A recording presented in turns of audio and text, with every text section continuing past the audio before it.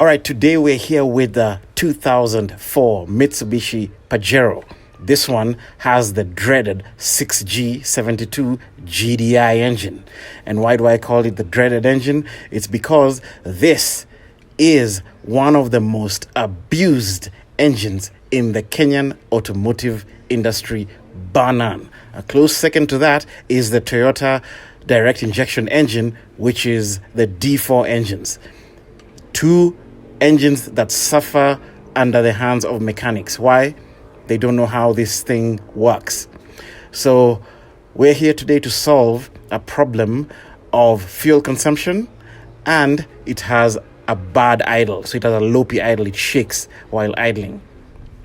The owner said that the exhaust scent kind of changed on him a couple of months back, and ever since then this car has been having poor fuel consumption, and then it has been running worse and worse.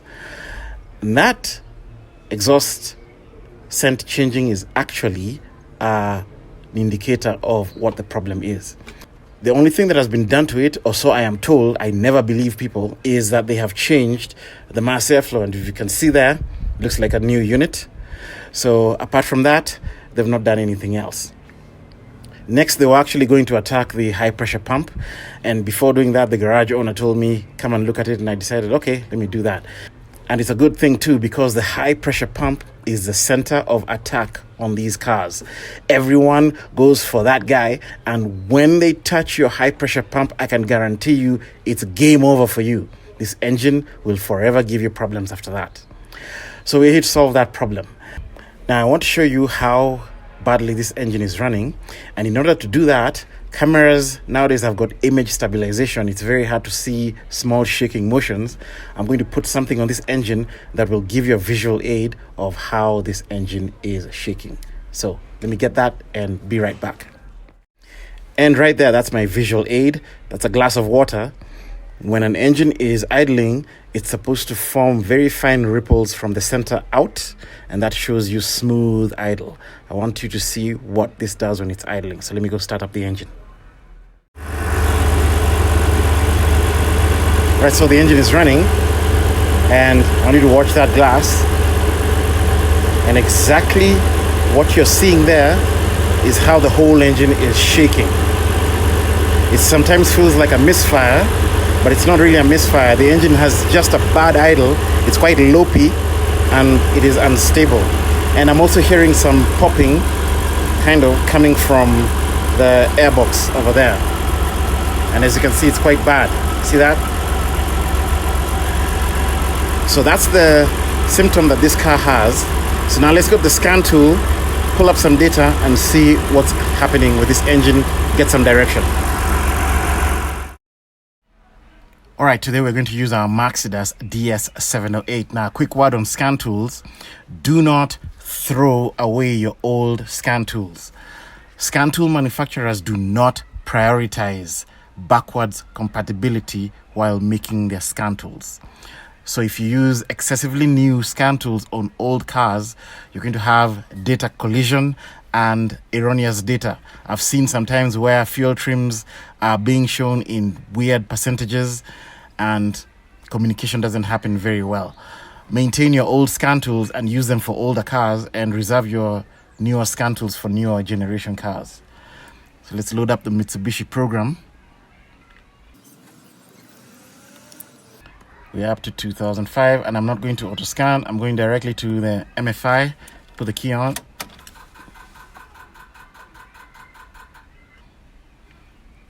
Very interesting. This is a JDM car, but as you can see, it does have in its program the California calibrations in there. That's pretty cool. Let's read codes. And as you can see, no codes. Now here is where people get tripped up. Some people will tell you there's nothing wrong with your car. Obviously, this car has something wrong with it. Other guys, when they see this, that's where the guessing games begin and all the hacking starts happening. So be very careful when you see no codes. You need somebody who is good at diagnosis. So let's go to our live data, and we're going to pick a custom list. First thing I want to see is my combustion mode.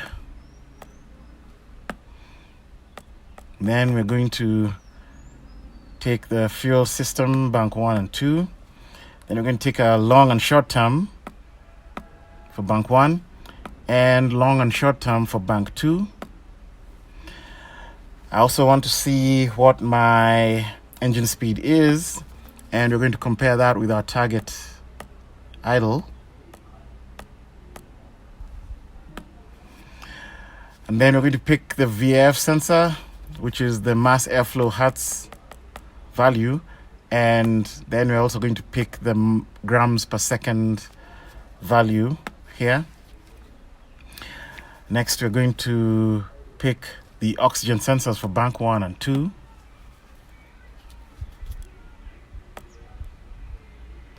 Air fuel ratio to see what's being commanded.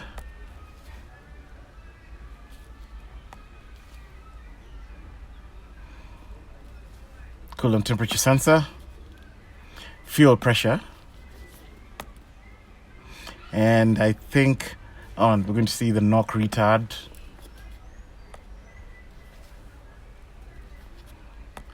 And I think that'll do for now.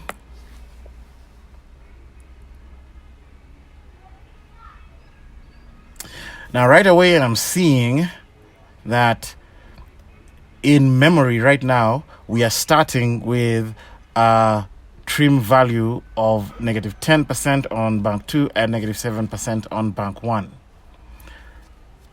So that tells me the system is running rich. Okay, let's start the car.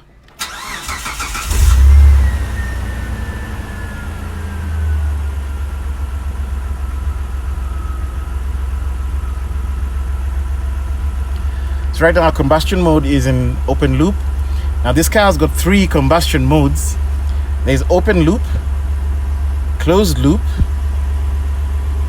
and then there is the lean burn mode, which shows here as compressed lean mode. And that's the one that produces a characteristic exhaust scent, and you can't miss it.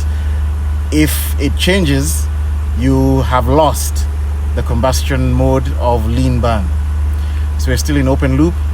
Let's see our oxygen sensors. They should be heating up, and our oxygen sensors have heated up already. That tells me both the heaters are working. Fuel pressure is excellent. 5 MPa, we're supposed to be above 4, and that's good. And the car started shaking. So right now you can see here combustion mode. We are in stoichiometric feedback mode and in closed loop. So stoichiometric feedback is a regular closed loop mode.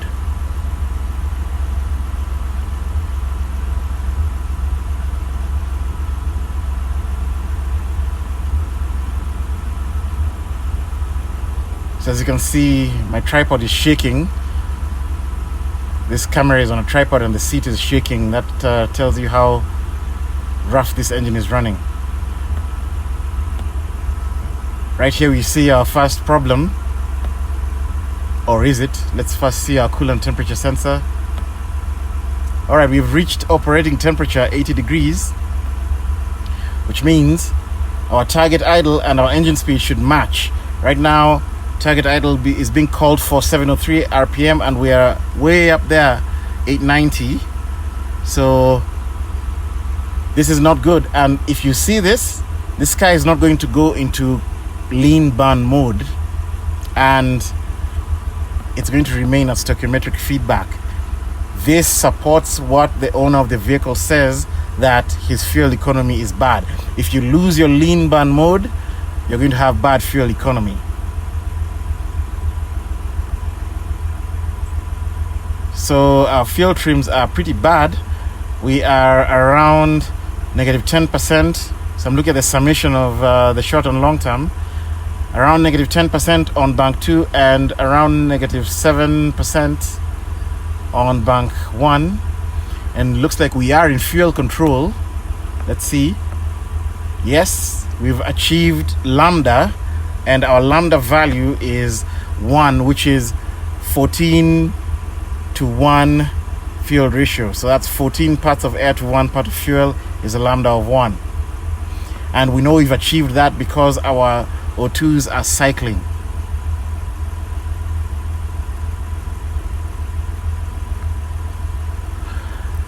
Now, I wanted to watch the knock retard, because if you get a knock retard that goes up, it curtails power from the car because it thinks the car is knocking. So if you see this value go up, it'll retard the ignition timing the same amount. For example, if you see 5% here, it retards the ignition timing by 5%. It does that to save the engine. So right now, I am not seeing anything wrong here apart from our engine speed, which is not good, and our fuel trims, which are not good. So this car is running rich. All right, now we know that we have a rich condition. Now, rich conditions are one of the hardest things to diagnose. That's because a lot of people do not understand rich and lean conditions. In order for us to diagnose this appropriately, we need to learn system design, and we need to understand what rich and lean conditions actually are. And it all comes down to one sensor. That is the oxygen sensor. Now, there's a lot of misinformation about oxygen sensors, including from my mentor who got me started in diagnosis. He says that the oxygen sensor is a tomato sensor. You know, a tomato, you don't know whether it is a vegetable or a fruit. He says that oxygen sensors are tomato sensors because we don't know whether they detect oxygen or they detect fuel. Guys, it's not hard. It's in the name. Oxygen sensor. Oxygen sensors only detect one thing, that is oxygen. They are oblivious to anything else. They are oblivious to fuel, coolant, everything. They only detect oxygen. Now, the theory is when you have combustion, there's supposed to be a very small residual amount of oxygen that is left over. You don't burn the whole amount of oxygen in here. Why? Because the cat down there requires two things. It requires a residual amount of oxygen. It also requires a residual amount of hydrocarbon. That is when you have combustion, you see the sensor going rich and lean. It's because you need a bit of fuel and a bit of hydrocarbon in the exhaust. And the reason is because those two are used down in the catalytic converter to clean up the emissions. Now, if you have that residual amount of oxygen, then the feedback to the computer from the oxygen sensor is that everything you've calculated is good and the combustion is good. Don't make any correction. And you see 0 fuel trims. Now, when that residual amount of oxygen is too much, then the voltage on the oxygen sensor goes down. And then that feedback goes to the computer, and the computer sees that we have too much oxygen down in the exhaust. And what does it do? It reduces the amount of oxygen. How does it do that? By adding the amount of fuel into the combustion chamber. More fuel in the combustion chamber, you'll use up more of that oxygen and will reduce the amount of oxygen.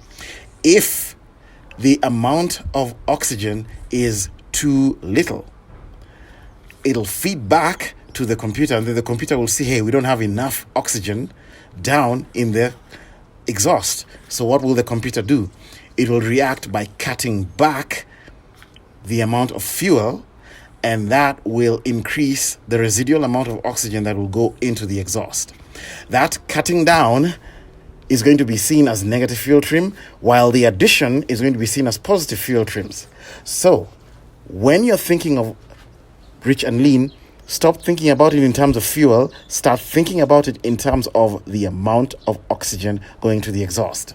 Now, we know that we have diminished oxygen going to the exhaust. Next thing you need to do is to look at your engine design, and this will be different with different engines, and you have to come up with a list of what are the plausible scenarios that can lead to a reduced amount of oxygen going down into the exhaust. So what I did is I went and I sat down And I took this engine design in mind and I created a complete list, as complete as possible to my mind, that will cause reduced amount of oxygen going down to the exhaust. And this is what I came up with. First thing is, it could be a stuck EGR. We have an EGR in this system. So if this EGR is stuck open, exhaust gases coming through the EGR tube will go directly into the intake unmetered, and that will dilute the amount of fresh oxygen in there, and that consequently will have reduced oxygen going down to the exhaust. The other thing is, we could just have bad oxygen sensors. So we're not reading correctly, and what we think is a good reading is actually not, and the oxygen sensor is misreporting to the ECU. Next thing is coolant contamination. If you have coolant contamination, you have coolant going into the combustion chamber. When coolant goes into the combustion chamber, what does it do? It takes up the volume that oxygen will take up. So it'll reduce that volume. So the end result is a reduced amount of oxygen, which means when you combust, reduced amount of oxygen also goes to the exhaust. The next thing is oil burning. Same scenario. If you have oil burning, you have oil taking up volume and also acting as a fuel, and that reduces overall the amount of oxygen going down to the exhaust. Another thing we could have is an over-reporting mass airflow sensor. So if that airflow sensor reports high, more than usual, the calculation in the ECU is going to be for too much fuel to be put into the combustion chamber, and as a result, the amount of oxygen is going to be diminished. The PCV system can also have a problem. So the PCV system is the one that aids in the breathing of the cylinder heads when it's in operation. If you have that PCV system that's stuck open or is not working correctly, it pulls in oil vapor into the intake manifold, and excessive oil vapor will reduce the amount of oxygen and thereby giving us a rich condition. Other thing is an evap system. So we have a charcoal canister there. The role of the charcoal canister is to trap fuel vapors when the car is parked. When you start up the car, your purge solenoid, which is here, is supposed to open, and that vapor is pulled into the intake and is burnt off. Then the purge solenoid closes or it pulses on and off. If you have that stuck open, it'll perpetually pull in fuel vapors into the intake, and that will give you a rich condition. Another thing is a plugged exhaust. If you have a plugged exhaust, during the exhaust stroke, when the cylinders are trying to push out oxygen, the pressure in the exhaust is going to backfeed into the cylinder, and when the exhaust valve closes, a residual amount of exhaust is retained in the cylinder, and that occupies the volume of fresh oxygen and diminishes the amount of oxygen we have. Now, in this system, we have a high pressure pump. If that high pressure pump leaks, because it's driven by the cam, it will leak into the crankcase, and you will have fuel vapors, raw fuel, being pulled into the breather system and the PCV, and that will contribute to our rich condition. The other thing is, instead of the high pressure pump leaking, it could be that the high pressure pump is outputting way too much pressure. So pressure higher than normal is going to be in the system. So when your injectors open, they're going to squirt out fuel more than is necessary, and that will lead to a diminished amount of oxygen. The other thing we could have is exhaust leaks before the oxygen sensor.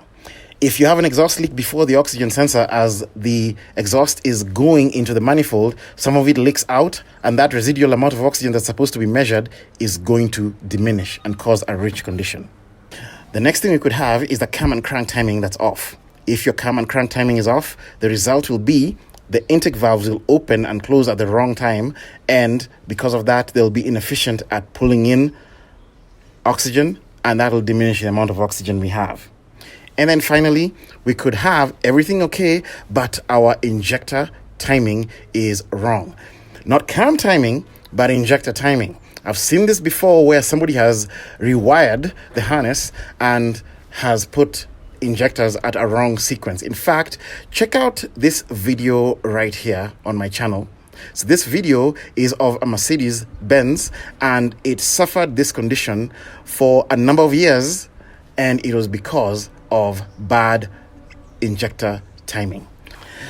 So now you can see why I'm telling you rich conditions are nothing to play around with.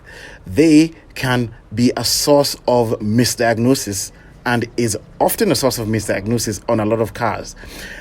You need to test everything according to your engine design. And do not go in here with some preconceived notions. Oh, I know these high pressure pumps usually have a problem, so let's attack it. No. Gather your evidence with a clear mind. Let your evidence lead you to the problem, which it inevitably does. Stop dictating to your evidence. Let your evidence dictate to you. All right, let's begin our diagnosis. Okay, let's do this. We're going to try and be as efficient as possible. First thing we need to know is, can we trust our O2s? So let's go to live data. This car is cold. Get a custom list. And what I want is my coolant temperature sensor and my oxygen sensor, bank 1 and bank 2, and then my combustion mode.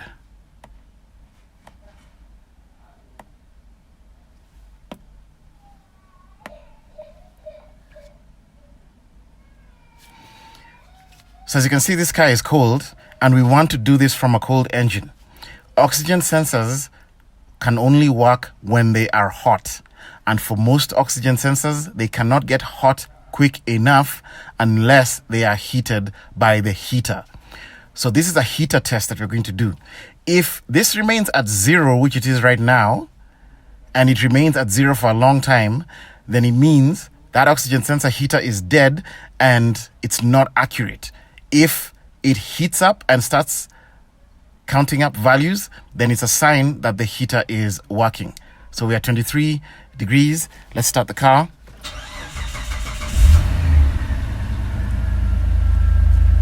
And we are watching how fast we begin to register readings from the oxygen sensor.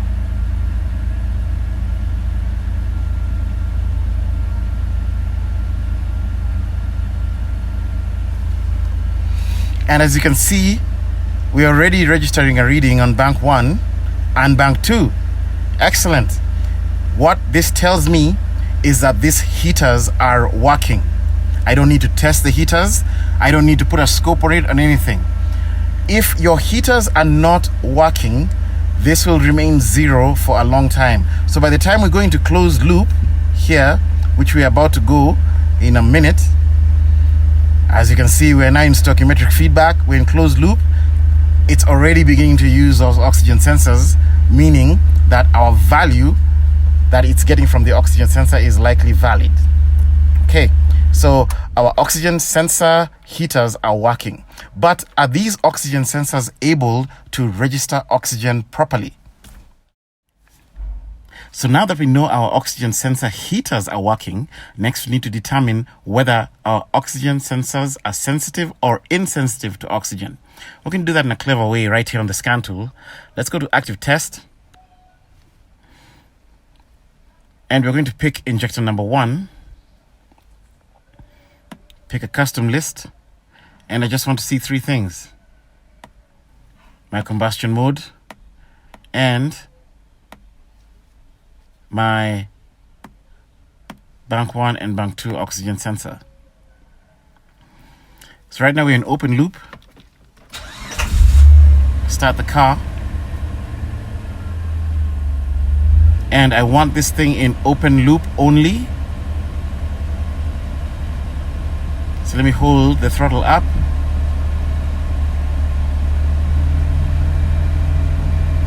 Okay, so now it's in stoichiometric feedback. I'm going to stop the engine and then start the engine again.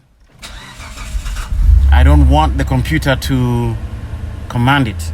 Now we're going to test our injector while in open loop. There we have our misfire, and you can see we go way lean on bank 1. That's very nice. Let's escape. Let's go to injector number 2. This will be bank 2. Pick the same thing.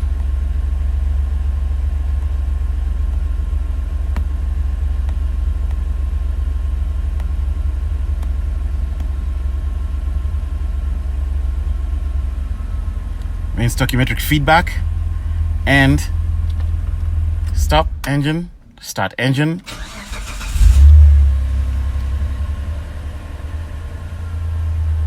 And open loop and test. And as you can see now, bank 2, we go way lean. So this confirms it. We can trust our oxygen sensors. They are working and they are reporting correctly. All right, next thing on our list, let's do coolant contamination and oil burning. Now these tests, you can't really do it by doing a test per se unless you have special sensors, but you can infer by asking a question to your owner and by looking at the spark plugs. So the question you'll ask the owner of the vehicle, don't ask them, do you put coolant in your engine often? A lot of people will lie because they will want you to fix that problem for free. Ask them something like this: hey, when was the last time you put coolant in your engine? Or have you ever checked the coolant in your engine? Has it ever brought you any problems? If he says, oh, I put coolant in my engine about 6 months ago, then you don't have a coolant consumption problem. So this owner told me that the last time coolant was done in this car was a year and a half ago when they were doing service, and he has never touched it since. And I have checked in the reservoir, there is coolant and there is coolant in the radiator. So this car doesn't have a coolant consumption problem. And then I've looked at the smoke from the exhaust. There is no emissions from the exhaust. So highly unlikely that we have an oil consumption problem. But I just want to remove the spark plug for number 1, and then we're going to look at it. Usually spark plugs will have a telltale sign. They'll have crustiness on them if you're consuming oil, and they'll have white specks when you are consuming coolant. So let's look at those plugs. Okay, this is the plug from number 1 cylinder, and there is no coolant contamination here whatsoever. This plug looks very clean on the tip, and there's also no crusty oil formation. So we can rule out the coolant contamination and oil burning for now. Even though these tests are not very accurate, we will revisit them if evidence suggests to come back here. But for now, I'm ruling that out. All right, next, we are going to knock down 3 things from our list in one shot. First, we are going to test for the PCV system having an issue. Second, we're going to test for the evap system having an issue. And then third, the high pressure pump leaking into the oil. High pressure pump is very simple. All you do is open your crankcase and you take a whiff of what comes out in here. And I can tell you, you will not even need to put your nose close here. When you have fuel leaking into the oil, it's going to hit you dead square in the nose, and you'll know that there is fuel in this oil. This oil doesn't smell like it has any fuel whatsoever. So for the PCV and the evap system, we're just going to use 2 vice grips. So we're going to clamp off the main line from the evap system. That's this one here. And we are going to clamp off the main line from the entire breather system. So the PCV comes from there, comes on a cross pipe, goes here, and then comes across, and the main breather is this one. So we're going to clamp this one off. And now we're going to start the engine and see if we still have our rich condition. If our rich condition goes away, we'll eliminate them by opening one of these 2 and see who is infusing fuel vapor into the system. Back in the driver's seat, pulled out my data list, custom list, and we are in stoichiometric feedback, closed loop. And as you can see, we are still running rich on both banks, and we've achieved stoichiometric but running quite rich. So this is not a PCV issue, this is not an evap issue, and this has nothing to do with fuel contaminated oil. Moving along, Next, we are going to test our EGR for a stuck open condition. And to do that, we don't need to be high tech. All we'll do is to release the EGR pipe here. This is the main feed pipe. And I'm not even going to open it. I'm just going to loosen it.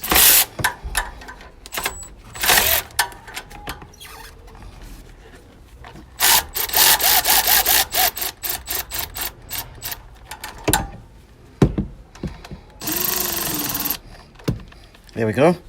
So now we're loose and our exhaust is just going to leak past here and not go into the intake. Now, a caution, if you notice this pipe is before the oxygen sensor. So I expect to get even richer on this bank, which is bank 1. But if this is the real problem, our bank 2 should correct. So let's go to the scan tool and see what we have. All right, back in the driver's seat, and not much change has happened here. So this is definitely not an EGR issue. We are still running quite rich on the engine. Next on our list is fuel pressure and mass airflow. And I can tell you right now, this mass airflow at 800 RPM, we are supposed to be slightly lower than 5.1 grams per second. Now, this is not milligrams per second. This is a typo inside the software for the Maxidas. And all Autel softwares, they seem to have this typo over here. When I view this with the Mitsubishi original scan tool, it's actually grams per second. So slightly over-reporting, but not to the extent that we get this. So though this is a problem, it is not the primary problem. We do not have excessive fuel pressure. We are riding pretty at 5 MPa, and we're supposed to be between 4.1 and 6 MPa according to the manual. So right now, our fuel pressure is dead nuts on the money. So fuel pressure and mass airflow, we can call it good for now. Okay, unfortunately for our customer, we are going into dangerous territory where the potential fix is going to be more and more expensive. Next on our list is exhaust leaks before the oxygen sensor. Here's a snapshot of our rich condition. What is the possibility that we can have a perfect negative 10.2% trim on both banks with exhaust manifold leaks? You've got to understand these are independent manifolds.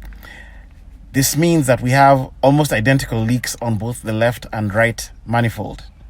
I highly doubt it. And I'll tell you from experience, once you start getting into the double digits of fuel trim with an exhaust leak, you are guaranteed to hear noise in the manifold. We do not have an exhaust leak substantial enough to cause this from the silence of the engine. So I'm going to look away from an exhaust leak for now. And unfortunately, this is pointing us towards either a plugged exhaust or a timing problem or an injector problem. That's where we are headed. And that's why I'm saying it doesn't look very pretty. This client may end up paying a lot of money to fix this problem. Okay, let's proceed with our next test.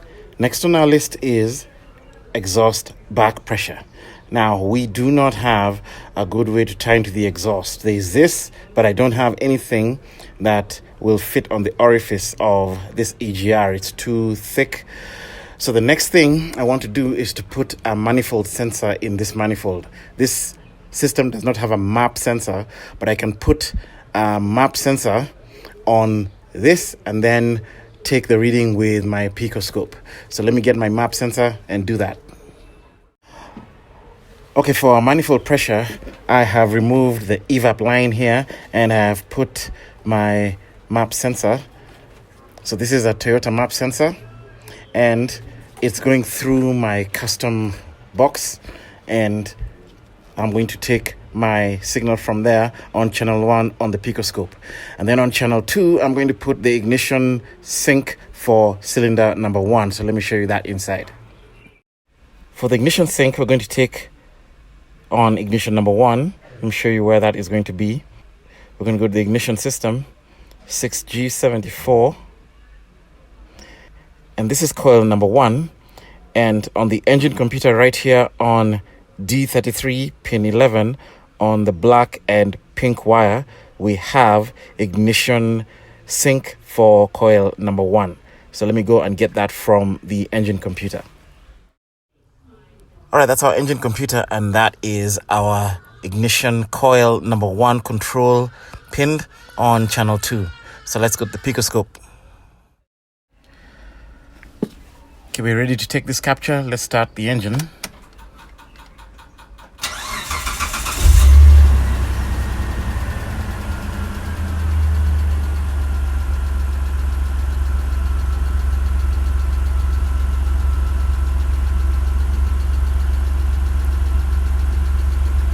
Okay, this pressure looks good. So to test for exhaust back pressure, I'm going to hold the RPM up around 3,000 RPM and watch the manifold pressure.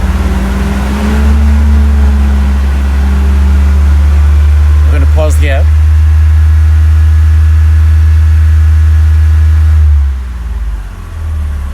And let's stop the engine. And let's analyze this capture. First thing I want to do is to filter channel A. And all I want to see is what pressure we remain at 3,000 RPM. And as you can see here, we have got very good vacuum, 23.91 kPa. And there's nothing adverse happening in this manifold. This is pretty good.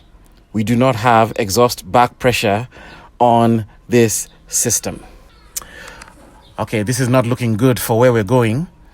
The next thing we're going to set up for is for the cam and crank correlation. And then we're going to do the injection timing.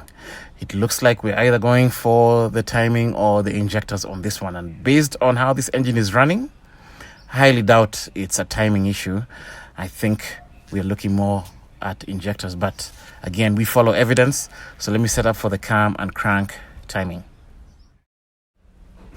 Back in the wiring diagram, let's go to the system schematics, and we're going to go to the engine control, 6G74. Let's look for the cam sensor.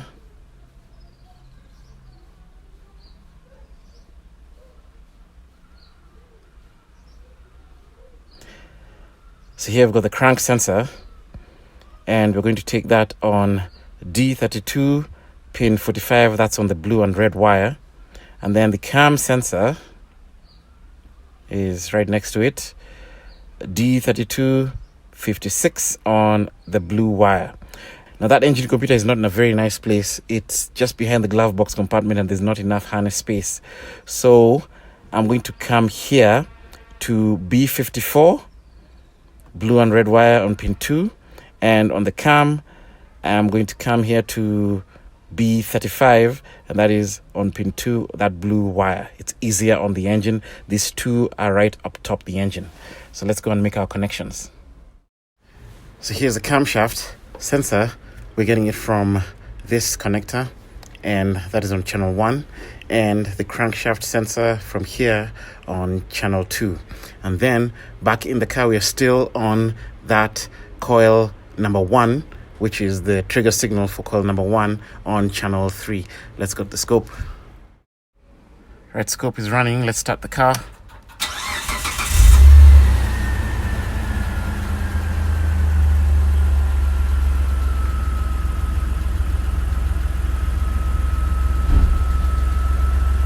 That's good. We're going to pause that. Okay, let's analyze that capture. This is the trigger, coil number 1, cam on red, crank on blue. And again, this do you no good unless you have a known good. And I do have a known good because I've overhauled this engine and I took a known good capture for one of my clients. So let's open it.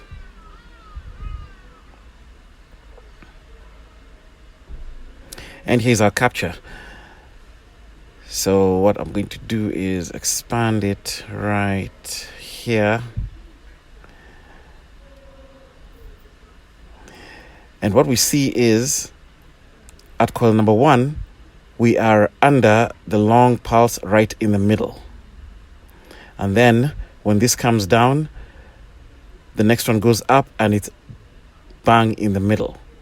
That'll give us an idea of where it is. So here, coil number 1, and you can see we are bang in the middle, and when the next one comes up, we intersect in the middle. Guys, there's nothing wrong with this ignition timing. So now we are left with only 2 plausible options. We either have a wrong injector sequence or we have bad injectors. Let me come up with a strategy of seeing how we are going to get our injector sequence. Okay, after thinking about this, I've decided to employ a pulse sensor in the exhaust. So what I want to do is to view my exhaust pulses when the engine is running. Then I will go to my scan tool and kill the injectors one by one. And when I kill an injector, I want to see the exhaust pulse for that killed injector turn from a positive pressure into a vacuum. And it needs to fall at the right time. So let's go stick this in the exhaust and I will explain this further when we go to the picoscope. There is my sensor in the exhaust and I have put a rag over there. I found that when that rag is in place, it helps concentrate the pulses of the exhaust into my pulse sensor and I get very nice clean waveforms. Now you do need to have somebody hold that momentarily just when you start the car, otherwise the initial pulse of the engine is going to blow it out. But once the engine is running, they can let go and it will stay there nice and clean. Okay, let's go to the pico and let's see what we'll get. Okay, we're ready to start.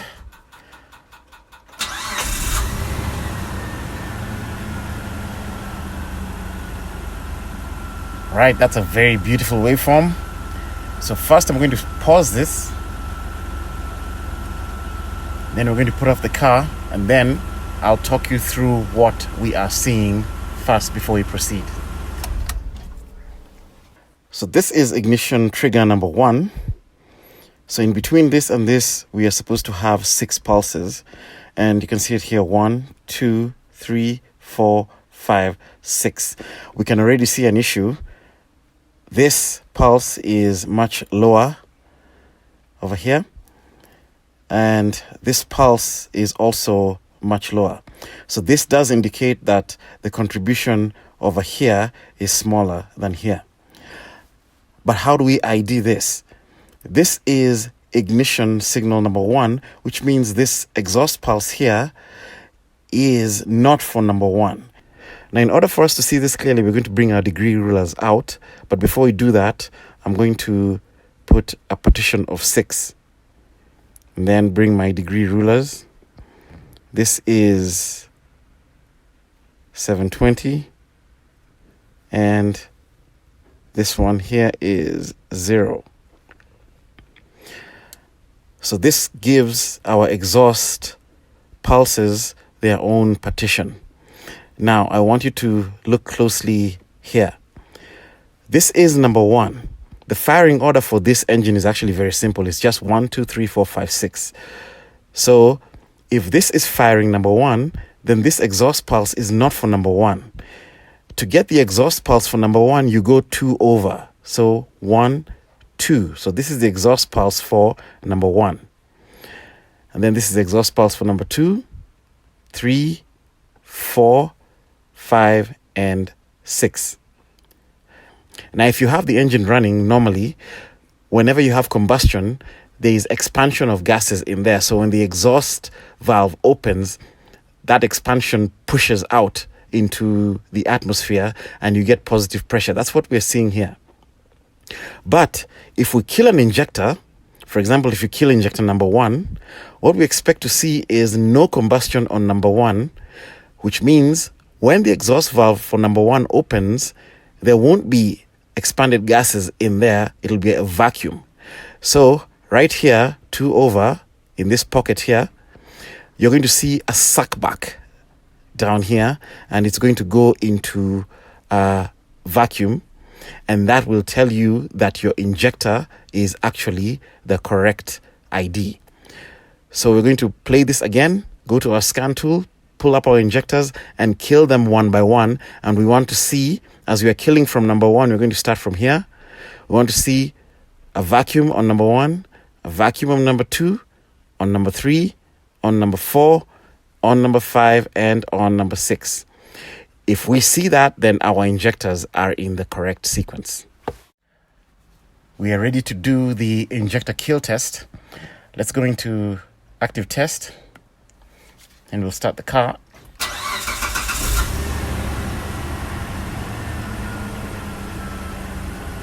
We'll pick injector number 1 and we are going to view the test only, no live data.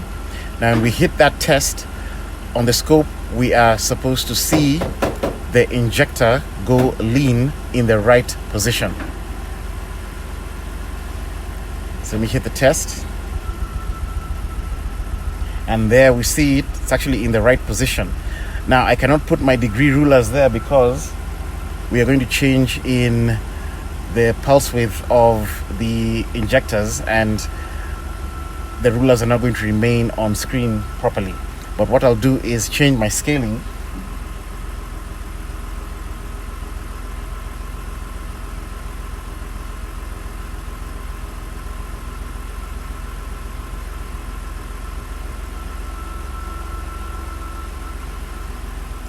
Okay, that should show me on a better scale.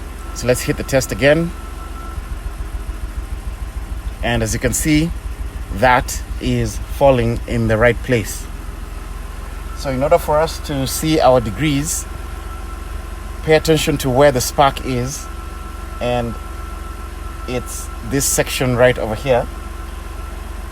Let me increase my sample rate so that those spark parts jump out.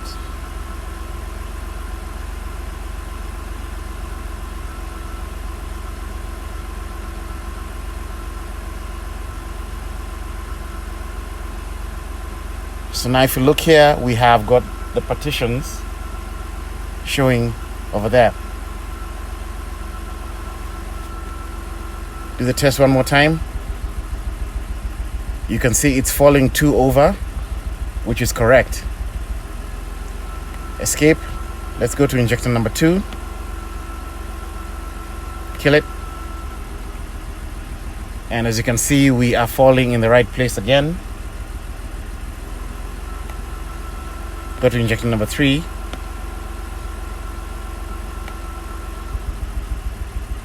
And that is in the right place. Injector number 4. That should go just before the spark number 1 again. Very nice. Injector 5 now should go after spark number 1.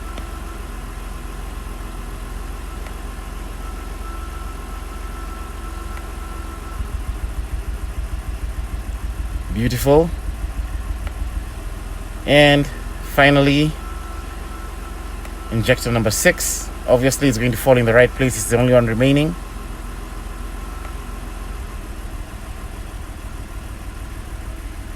Nice. Okay. So this test tells us that our injector timing is correct. Unfortunately, this leaves us with only one possibility. We have bad injectors. Now I need to come up with a strategy of identifying which injectors are good and which ones are bad. So let me think of that and then I'll come back on. All right, I've just thought that I can do an injector balance test. But remember, this is a GDI engine. You can't put a regular conventional injector balance tool on those injectors. These injectors are driven by high voltage. In this design, I think they're driven by 80 volts. So if you put your tool on these injectors, it won't even open them. But I have an idea. This car has got a high pressure pump and a high pressure fuel sensor. What if I look at that sensor every time the injectors are opening? I should be able to see some kind of pressure drop in the rail every time an injector opens. And then I will be able to determine which injector is overspraying and which injector is lean. So let me set up for that and I'll show you on my wiring diagram where I'm going to pick my signals from. So here in the wiring diagram, look at our injectors, and it's not 80 volts, it's actually 100 volts. So these injectors are high-powered injectors, and that is why you need a separate injector driver to drive these injectors. And that is why the injector driver also has got fins on it. It's to dissipate heat that is produced. It's basically an amplifier of some sort, a transformer. So we've got our 6 injectors here, and I'm going to take a current clamp and I'm going to clamp it on 6 wires. It doesn't matter whether we are on this side or this side, but it has to be on the same side on all the injectors. So I'll gather this wire here, 1, 2, 3, 4, 5, 6 together and loop all of them in my current clamp, and that'll give me my injector current for all the injectors. Then I'm going to sync that injector current with the driver for injector number 1, I think. Now it's not labeled here which injectors, but I think this is number 1. But at any rate, it doesn't matter. I'm going to take this gray wire here on D33 pin number 1, and I will do a kill test to ID this injector. I think it's number 1, but I'll confirm with a kill test. After I've done that, then I'll know which injectors are which when they're firing here. Then I'll pull up my high pressure pump sensor,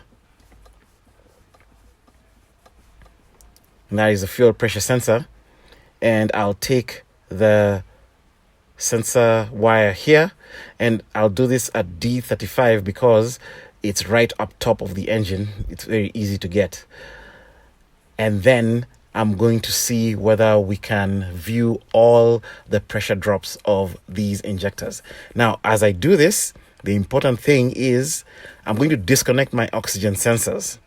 The reason I want to disconnect them is I do not want this car to go into closed loop. I want it to remain in open loop. Thereby, all the injectors are going to be fired the same way. The computer is just going to calculate the amount of air coming in and fire all the injectors the same way. If I do this in closed loop, then we are going to have the computer command the injectors a different pulse width. I don't want that. I want the same pulse width command on all the injectors. Okay, let's wait for morning and then we are going to do this test. All right, so fuel pressure, we're taking it from here. That's that bulkhead. And for the injector currents, for all of them, I have looped all the power wires in this bulkhead through my current clamp, and that's where we're taking it from. And then on channel B, inside the cabin, we're going to take the injector control for the EDU right there, only for injector. We don't know if it's injector number 1. I'm assuming it's number 1, but we'll test. So for one of the injectors, and that's the first one that's on the wiring diagram. Okay, and that is injector control signal for one of the injectors, and we're going to ID it using the drop test from the scanner. All right, let's go to the Pico. And by the way, if you want to know the location of that, it's right here under the glove box, but the harness is very, very short, so it's an uncomfortable place to do work on. Okay, we're rolling. Let's do this.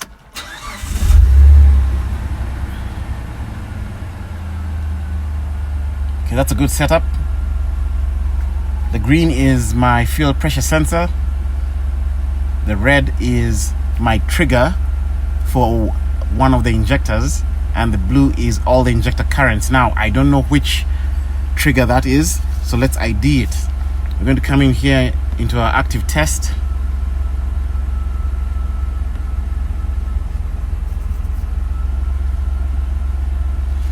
Pull up injector number 1 and let's kill it. And look at that. That is actually injector number 1. Beautiful. Now we know what our sink is. So we are going to pause.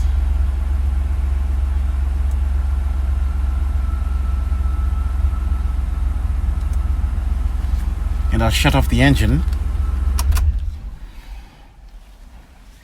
And first I want to see what I can identify from this capture. So let's look at this. So the whole objective of this is to see whether we can ID anything from here, and I think we can.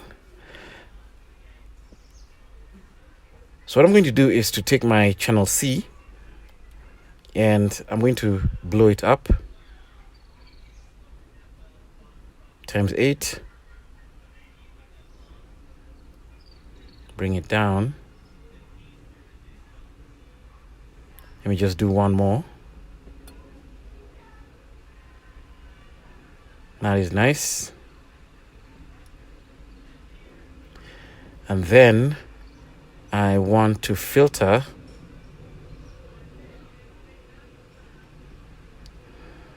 And I don't want to filter too much, so just bring it back so that the hair starts growing back, so that we know we're not losing any detail. Okay, we start the scope, start the car, going back into injector number 1, kill test.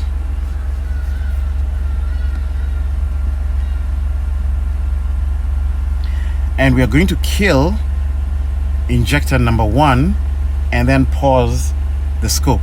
So here we go. Wait for it to kill. There, it's killing. And let's pause.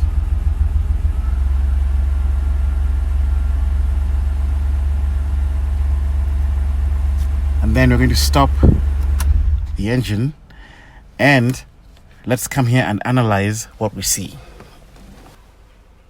So this will give us a clue as to what's going on. Now, first of all, let's address this hashy pattern. You see this? This hashy pattern over here is the major hit of the high pressure pump, the major charge of the rail. And it does that, and you get a hit at the same time on the rail, and introduces noise, and that's why you have this. And it walks around on the screen. So if I go back here, you'll notice it has walked. It has walked away in a different place. So whatever analysis we make, we need to make it in a place where these major hits are not there, because it'll disturb our analysis. So now that I've moved it out of the way, look here where we do not have an injector opening. You can see we have tiny pulses of pressure charging this rail. And there are these humps that are going up here. You see those? Let's measure them.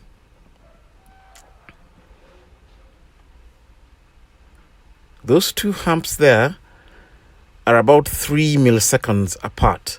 Now if I lock my rulers, if I move here, you can see they are kind of spaced evenly wherever you have those bumps. And now, if you come here, it'll give you a clue of why you're seeing this. You see it also matches here. So this is what I think is happening. If you did not have a high pressure pump that is maintaining pressure by pulsing it momentarily like this, you would have an injector open and then it would drop in pressure, and then when it closes, the pressure would come back up. So let's assume this is a magical system that just maintains flat pressure. So the injector will open, you will see a dip like this, and then the injector closes and then it recovers.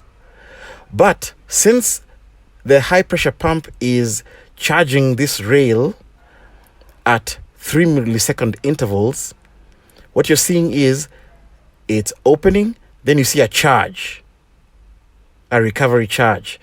Then it drops again, then a recovery charge. Drops again, then a recovery charge. So in your mind, I need you to look at this as one large drop like that.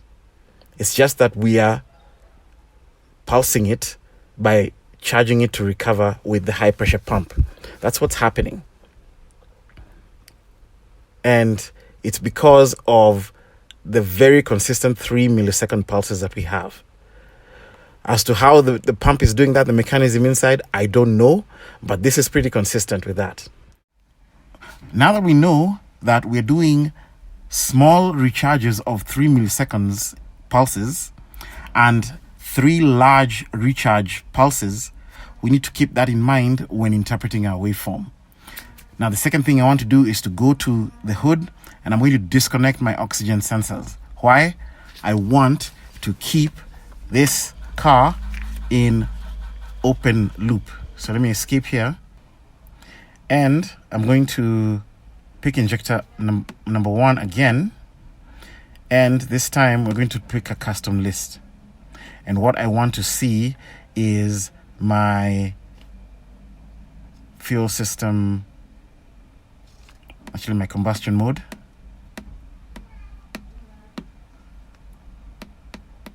And then my fuel system, bank 1 and 2.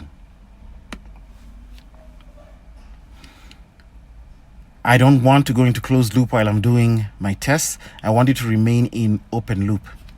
So let me go and pull both oxygen sensors, and then we are going to do this test again. And now we'll analyze our waveform because I want all the injectors to be pulsed without any fuel control. Okay, I've disconnected the oxygen sensors. Now, these sensors are so easy to reach. They're right on top of the engine on their own bulkhead connector, and it doesn't affect anything else. I wish all engines were like that. So let's start. And we are going to verify that we're not in closed loop. So let me go to injector number 1 here. View a custom list. Let's take the combustion mode and fuel system 1 and 2 and oxygen sensor 1 and 2. And I want to see those oxygen sensors remain 0. I can see the check engine light is on. So that's a good sign for what I'm doing. And you can see here 0.2. I don't know why this one is 0.2. That's strange. But we're in open loop. That's what I wanted. And we're going to remain in open loop. Now, if you look at the scope, you will notice that our large recharge pattern is walking around. And you can see it's here. You can follow it across the screen. There it goes. So it's going from right to left. So whenever we analyze, we want to be clear of those large recharge patterns, and we want to take the base recharge of 3 milliseconds only. Okay? Let me pause. And let's put off the engine. And now let's analyze this capture, and I'm sure we're going to find an issue here. So I want to push this large recharge pattern away.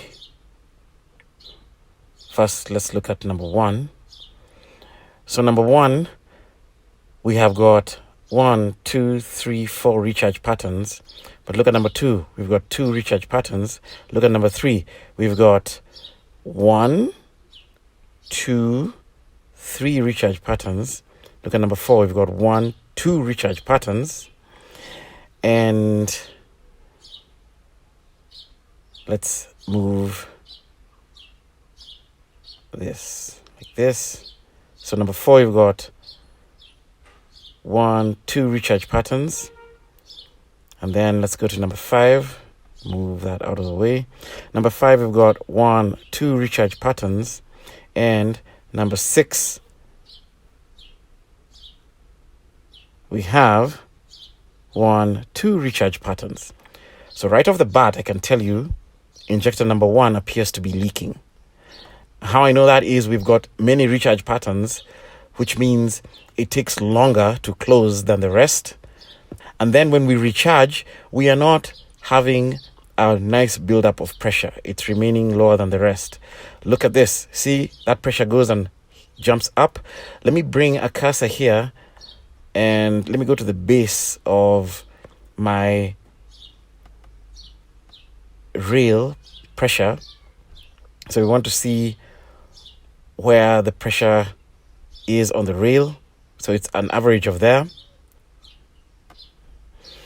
You can see this one goes above that rail pressure little, but these others, they really go high above the rail pressure. That's going quite high, but that's because there's a large recharge event there. Let me move it to a normal recharge event. Yeah, it goes high, that goes high, and then this other one goes much higher. So number 1 is a leaking injector. That is very cool to see. Number 2 appears to be okay. Let me see. So number 2 appears to be fine. Number 3, I don't like, okay? Because as we are recharging, we are not able to hit a high pressure. That tells me that this one is also flowing more than normal. So don't like 1, don't like 3. Let's go and look at another one.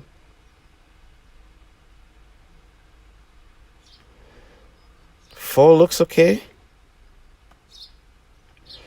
5 looks okay. Now 6, I don't like, and I'll tell you why. Look how low our pressure drops. So 6 is hitting a bit too hard on the pressure release. So we're releasing way too much fuel with this one as opposed to the rest. That one is leaking. And 3. So 1, 3, and 6 are suspicious injectors. To be honest, once you see this, the proper remedy is to tell the client to give you all new OEM injectors. Unfortunately, these injectors are not cheap. We're talking about $450 a piece, and we need 6 of them. Not for the faint of heart. But what do? I don't build them. I don't break them. I only diagnose them. And I've diagnosed this. We can clearly see we have an injector imbalance. If we are to do the minimal injector change, then I recommend 1, 3, and 6. There. We'll call up the owner and give him the bad news. Now, one more thing before I go here. I'm sure one of you will have noticed before you start typing in the comments. Why is it that we are opening and closing here, but we have all this much later? So to give you an example, let me go to injector number 2. And I'm going to zoom in here. This injector opens here where there is kind of a dimple on the current ramp. If I can zoom in even more, you see that dimple there? That's where the injector opens. So we open the injector here, and then we hold it open up until here, and we release. We're only open for 604 microseconds. Now, check this out. If we're opening here, why do we see a delay in the pressure drop? Well, it's because this is electrical. It has a fast response, and this is mechanical as a slow response. This is a fluid in the rail. It takes time for that fluid to be impacted by what is happening here. It doesn't mean that we are injecting late. It means we are reacting late. So this is just an echo, if you will, of what has happened over here. And also that long time here, what looks like a long time is not really a long time. Just like when you're in a room and then you hear something like a gunshot, you'll hear a big sound and then a traveling sound of a reverb. So this is kind of almost like a delay and reverb when it comes to sound. I can't explain it any more than that. You know what I'm talking about. Okay, so let's go talk to the owner and I will tell you what he says. All right, when I talked to the owner, he was quite upset. Naturally, I understand. And he said he'll get back to me. 3 hours later, he sends a delivery guy with these. So, for those of you who know my channel and know me, you're already laughing because you know the response I'll give this owner. Hell no. I am not installing these in your car, sir. First of all, these are not genuine Mitsubishi injectors. Mitsubishi do not make black injectors. They're usually blue or pink or red, not black. I'm not installing this. And there is something else. These injectors are supposed to come with injector seats. You're not supposed to reuse the old seat in the car. No. I'm not doing this. So I have told him this is not what my business is about. I only install parts that I approve, and I do not approve this. So he said, no problem. We've agreed that he will take the car away, take it to somebody else to install, and then bring it back for me just to verify. So that's going to be interesting. So let's send the car away, and then we'll do the test when it comes back. Okay, it's been about 3 days. The car has been returned. I did tell them not to put everything back together just in case this doesn't turn out very well. So I'm taking my readings exactly the same place we were. All currents on the injector, fuel pressure, and inside in the engine computer, injector number 1 control. Let's see what happens. You want to place your bets? Will this be good or bad? Remember, 3 injectors replaced, none OEM looks like, and they were used. So this will be a good time for you to also see, am I just being an a-hole by having the kind of principles that I have in my work? Am I just being ridiculous? Well, we're going to see. This will be an interesting one. All right, let's quickly take our live data.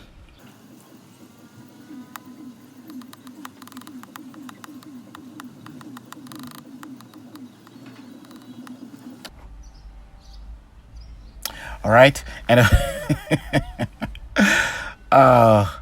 check this out. This is a memory, by the way. 6.2% on bank 1, 3.1% on bank 2. Congratulations, old son. You've just flipped over your symptoms from a rich condition to a lean condition. Start the car.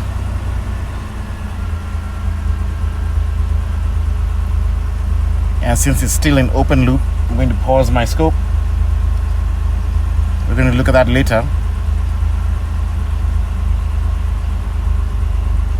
Go on to closed loop.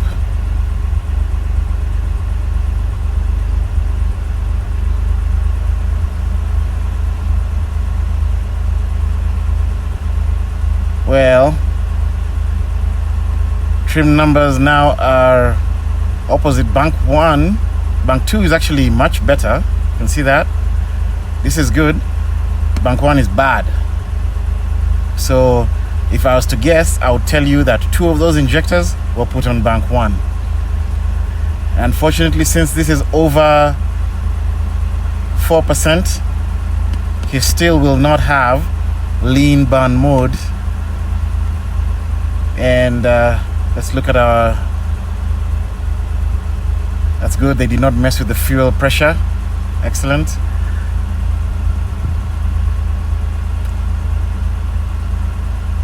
And our coolant temperature is 89. We are already at operating temperature.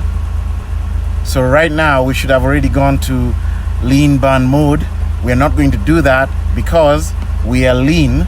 And if you're not as close to zero as possible, and in Mitsubishi world, plus minus 4% is the maximum, because if you go into lean burn, it actually goes to open loop, and the computer needs to ensure that if in open loop, you won't need too much correction. This is way too much correction. This car will not go into lean burn mode. Unfortunately, sometimes this happens in my diagnosis, where I do a diagnosis and I take the information to the owner. The owner does not want to come to me for repairs, goes to somebody else for repairs like this one. And then I hear back that, hey, you did a wrong diagnosis. Why? Because I changed my injectors and the problem did not go away. What was the initial problem here? Fuel economy, because he had lost lean burn mode. Why did he lose lean burn mode? Because he was running rich. He still will not go into lean burn mode after his repair. And why is that? Because he put in junky ass injectors and now he has a lean condition, which has deviated from the acceptable range. So he still will not have a lean burn mode.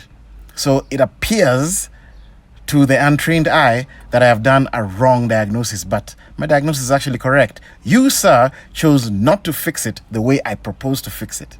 You cannot fix injector problems by just replacing injectors willy-nilly. You have to use the OEM injectors and they have to be matched.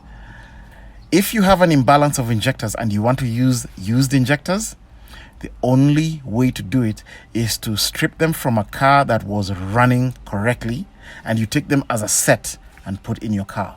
You start buying one from George, one from Jack, and one from Paul, and you put them in this car. This is what you're going to get. Let's look at the scope and see our final pattern, but unfortunately for him, hasn't fixed his problem.